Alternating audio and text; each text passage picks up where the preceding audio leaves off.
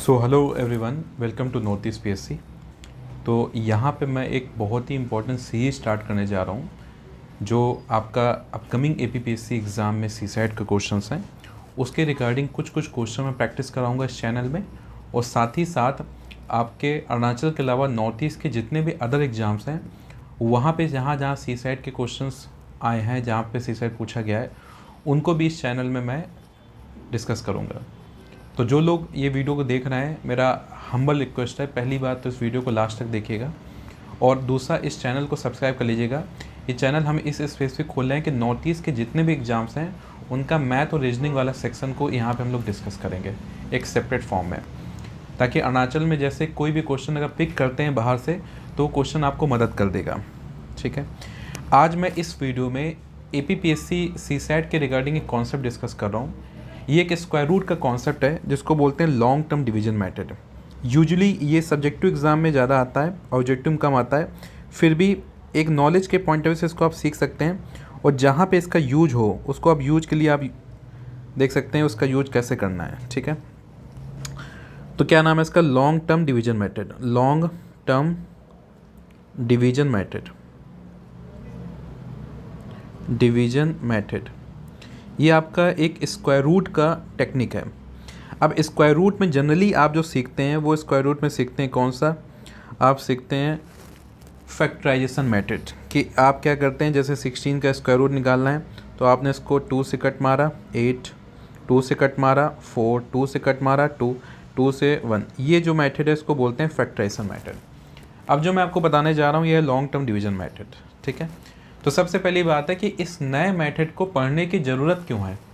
भाई ठीक ठीक काम तो चल रहा था हमारा, ऑलरेडी हमारे पास एक मेथड है, तो हम इस नए मेथड को क्यों पढ़ें, लॉन्ग टर्म डिवीजन मेथड को? तो मैं आपको पहले रीज़न समझाता हूँ कि इस नए मेथड को पढ़ने की ज़रूरत क्यों पड़ी। ठीक है, वहाँ से मेरे हिसाब से आपकी एक अंडरस्टैंडिंग बैठेगी कि ये नया क्या हमको सिखा के जाएगा ये मेथड। ठीक है, तो सबसे पहली बात मेरी ये है कि जैसे लॉन्ग टर्म डिवीजन मेथड में और फैक्टराइजेशन मेथड में डिफरेंस क्या है?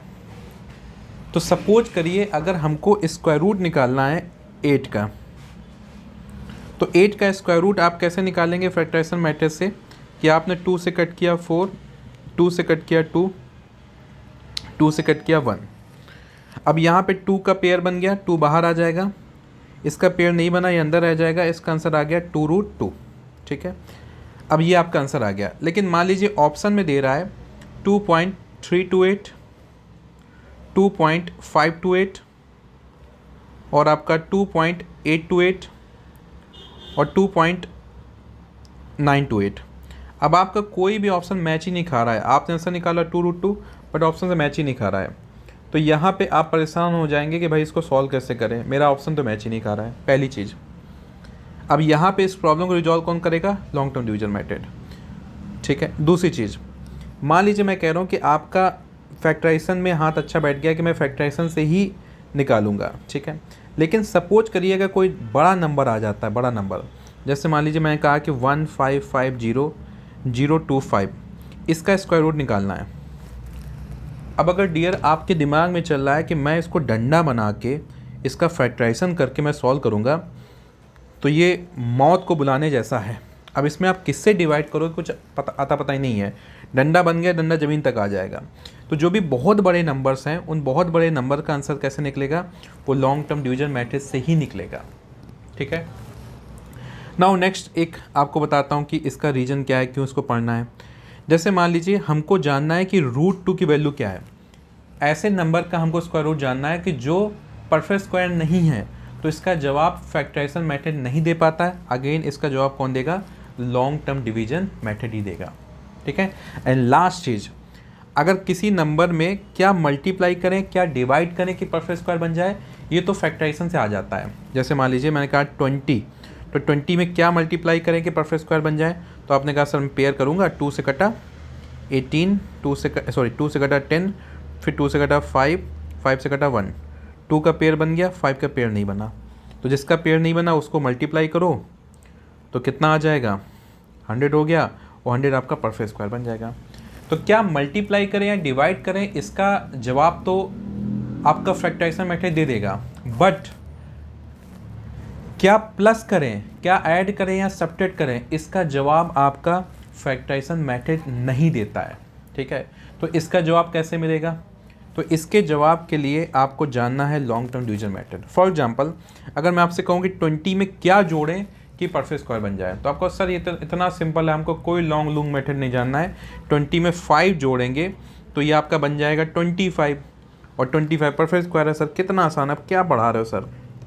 मैं कहा ठीक है, इसको छोड़ दो। अब मेरे को बताइए कि 9400 इसमें क्या जोड़ें कि परफेक्ट स्क्वायर बन जाए। ठीक है, अब आपको दिन में तारे चमकने लगे हैं ना कि इसको कैसे बता पाएँ। तो जो छोटे नंबर्स हैं जिसके आसपास के स्क्वायर आपको रटे हैं, आप उनमें तो पता लगा लोगे क्या जोड़ें तो परफेक्ट स्क्वायर बन जाए। लेकिन कोई बड़ा नंबर है, उसके आसपास के स्क्वायर का आपको आइडिया ही नहीं है, तो आप इसमें पता नहीं लगा सकते हैं कि परफेक्ट स्क्वायर बनाने के लिए क्या जोड़ें या क्या घटाएं। तो इसमें अगेन आपको क्या ज़रूरत है? Long term division method. ठीक है, तो एक तो आपकी अंडरस्टैंडिंग डेवलप हो गई। मैं कई रीजन्स आपको बता दिया कि लॉन्ग टर्म डिवीजन मेथड क्यों जरूरी है। ठीक है, अब मैं नेक्स्ट वीडियो में आपको ये एक्सप्लेन करूंगा कि लॉन्ग टर्म डिवीजन मेथड होता क्या है। तो इस वीडियो मैंने केवल आपको ये समझाया है कि लॉन्ग टर्म डिवीजन मेथड की ज़रूरत क्यों है, जब ऑलरेडी मेरे पास एक मेथड था। अब नेक्स्ट वीडियो में आपको पूरा एक्सप्लेन करूंगा लॉन्ग टर्म डिवीजन मेथड क्या है। तो इसी टाइप की सीरीज या वीडियोज़ होंगी, आपको लास्ट तक वीडियो देखना है, और लास्ट तक देखने के बाद जो भी इस सीरीज में वीडियो आती जाएंगी उनको आप अच्छे से देखते जाएंगे, तो आपके अपकमिंग एग्ज़ाम में बहुत ज़्यादा एक्स्ट्रा बेनिफिट मिलने वाला है। ठीक है, चलिए फिर इस वीडियो तक यहीं तक रहेंगे।